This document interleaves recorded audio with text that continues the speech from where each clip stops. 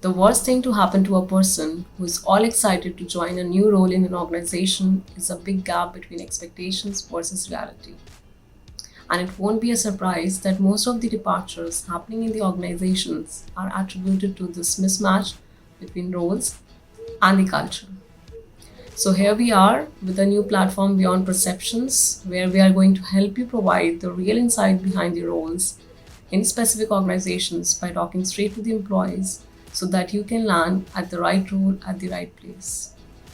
Today, we are going to talk about one of the most popular role in the tech industry. It's called data scientist, and we have with us Mr. Nitish Chabra, who has been working as a data science from past 5 years across different startups, and he's currently working with Goals 101. So let's hear from him. What does it mean to be a data scientist in the startups in India and also at Goal 101 specifically?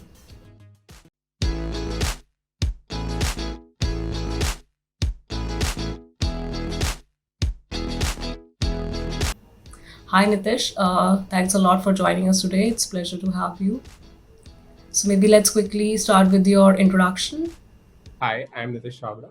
I was initially a mechanical engineer, but for the last 5 years, I've been working with startups across the globe doing data science. Right now, I'm working with a multinational startup called Goals 101, and it essentially provides AI to banks. And whatever kind of data science that a bank would want to do, they essentially outsource all of the machine learning tech towards our platform, and we do it for like 100 banks simultaneously. Uh, Over this journey of data science, I've built a lot of different kind of models, some of them being recommender systems, time series models, some natural language processing, a little bit of computer vision as well.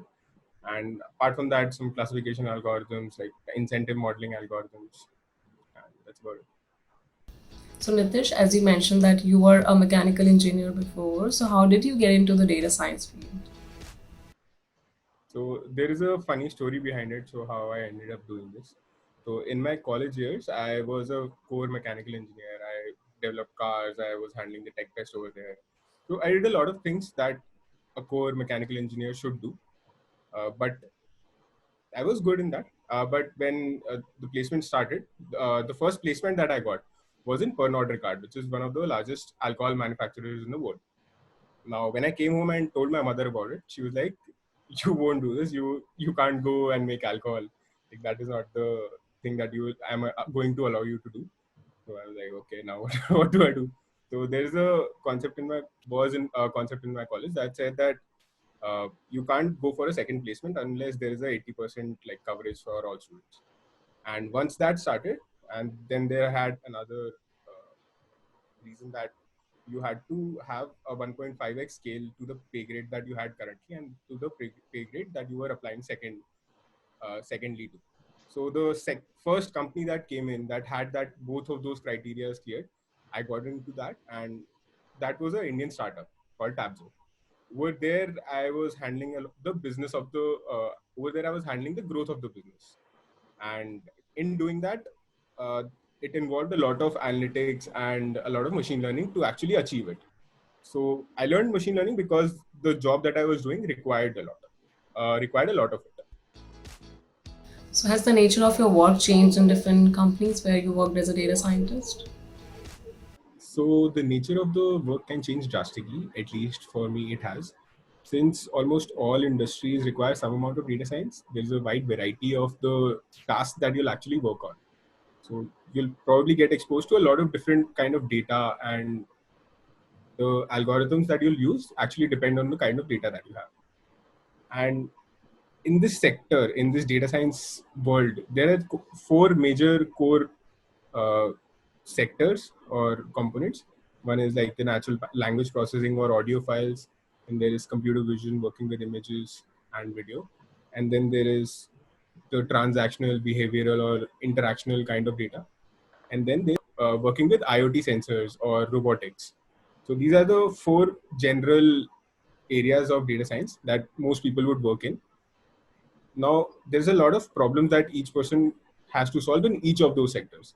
Like I've worked with a lot of transactional or behavioral, like interactional data, like what kind of news content do people read, what kind of things do they buy, what kind of at what time do they buy, and things like that. Like, what incentives should you give to these people?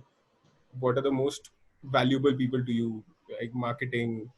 And apart from that, I've done a lot of natural language processing work as well. So these are two core sectors that I am working in. But a lot of people would generally work in only one sector and learn a lot of different problems to solve within that core sector.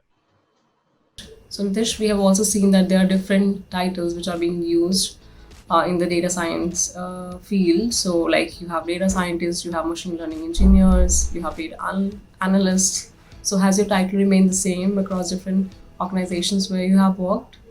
So my titles have always been a variation of data scientist, like AVP data science or pure data scientist. But essentially, what Indian startups do require is actually a machine learning engineer and not a data scientist, because a data scientist in its true sense is someone who has a master's or a PhD and has a lot of knowledge in statistics and how to solve some problems.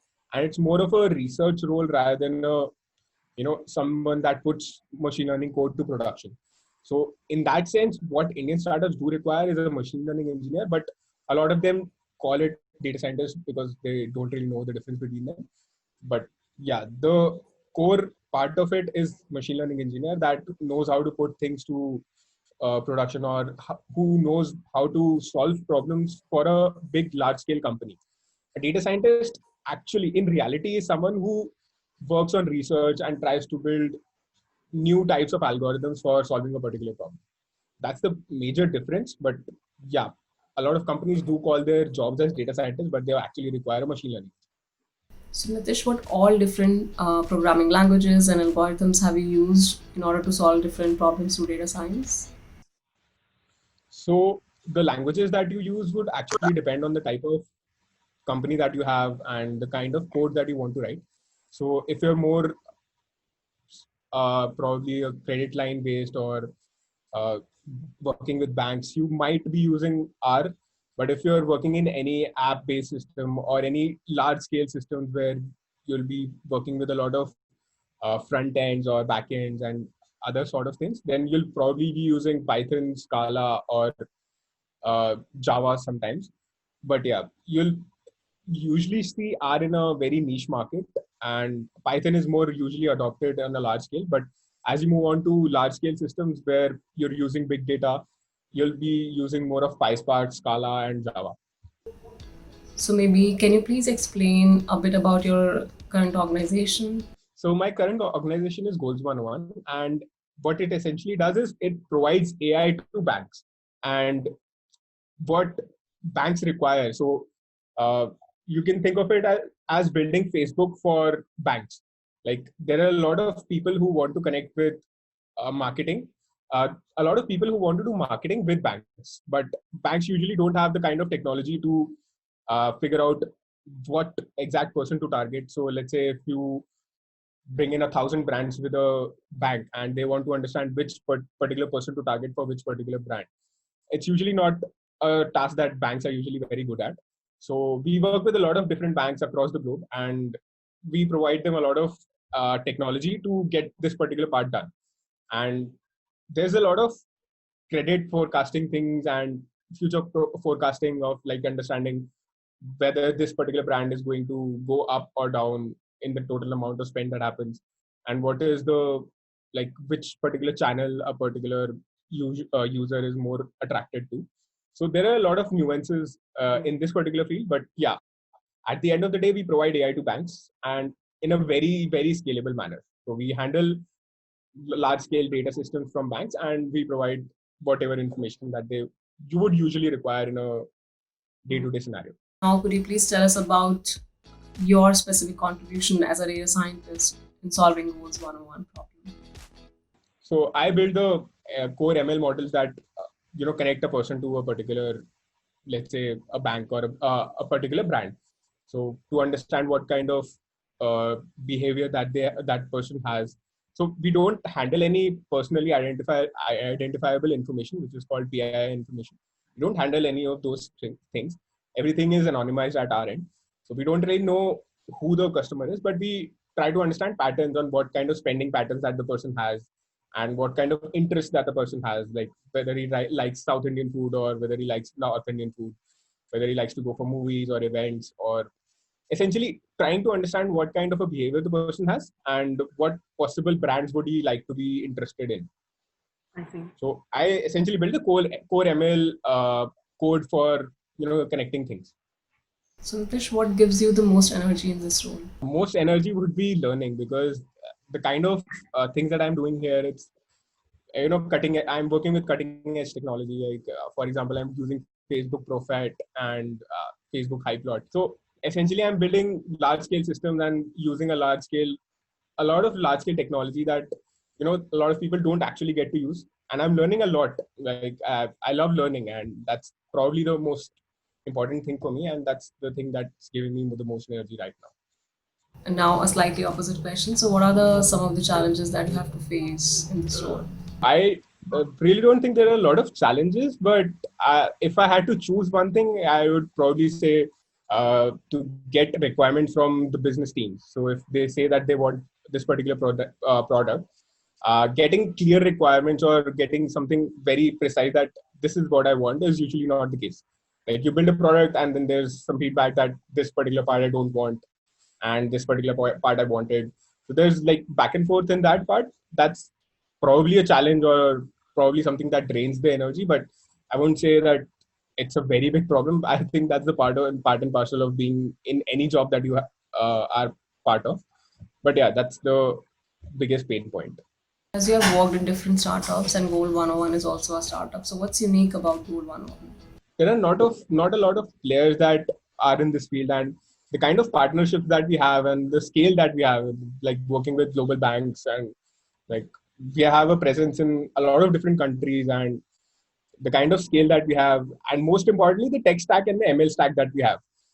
Like I don't really know about abroad, but at least in India and the kind of tech that I've seen across India, I've worked in a lot of companies and I've talked with a lot of companies, the kind of tech stack that they have. Go to a lot of conferences and talk to a lot of people. So the tech stack and the ML stack that we have, I feel that's the thing that puts us ahead of our competitors or any company that is handling AI in the system. So Nitish, was the perception of the work that you are doing currently in Goals 101 different before joining?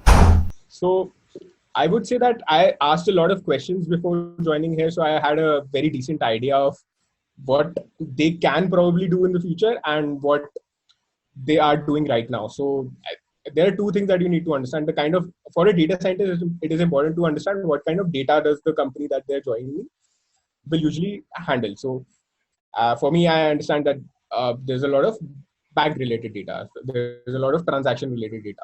So that's important to understand. And then it's important to understand what kind of task that the company would do in the future.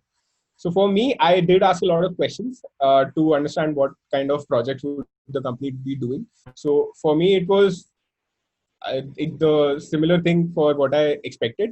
But yeah, I've been in companies where I expected something and the eventual future was something very different. So I did leave like within 3 months. So those things happen sometimes. So Nitish, what are the next career opportunities for a data scientist? I don't think data science has an end to it. Like you might want to lead people at some point, but I don't think that's like the core part of ML. You can actually learn a lot and go into research. You can probably build very large systems. Probable CTO role in the future might be a good thing. But yeah, at the middle future, I would say a AI product manager kind of role would be better for a data scientist. But yeah, if you love writing code for AI, then I don't think there's a thing that is better than a data scientist. Like you can probably spend your whole life writing code for machine learning and building things like Alexa or things like things that Google is doing. There's a lot of things that people can do, but yeah, eventually if you want to move out from writing code, you can probably become an AI product manager or probably a CTO. So Nitish, thanks a lot for providing the real insights behind this role. It was a lot of fun talking to you. Now we have something fun. So we have a rapid fire round where we are going to ask you some questions. Describe data science in 3 words. Programming, statistics, and problem solving. The most widely used data science algorithm or technique. I would say random forest because it's a very versatile thing, and you usually start from it. One common misconception about this role. So one misconception is that a lot of people think that this is a statistics-based role. I don't think this is a statistics-based role. You need a lot of statistics, that's true, but this is a core programming-based role that you'll have to write a lot of code for it, and you'll have to understand a lot of different integrations of how to connect your machine learning to the outside world. Describe culture of Goal 101 in a few words. I would say open, non-hierarchical, and non-political. What's your most effective time to work? Morning, noon, or night? I would say night, but I don't think a lot of companies work at night. So you have to work in the afternoon, I guess. What is the best thing about working in a startup? A very big organization will have a lot of processes and a lot of things that are already built in.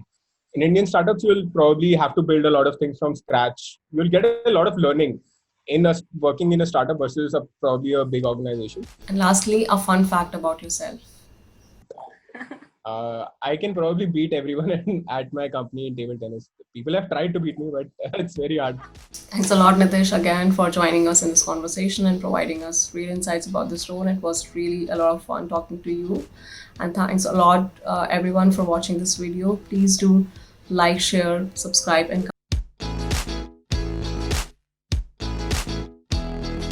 feel free to comment if you'd like to know about any other role in any other organization. We will try to get in touch with the person who is pursuing the same role and share the insights with you.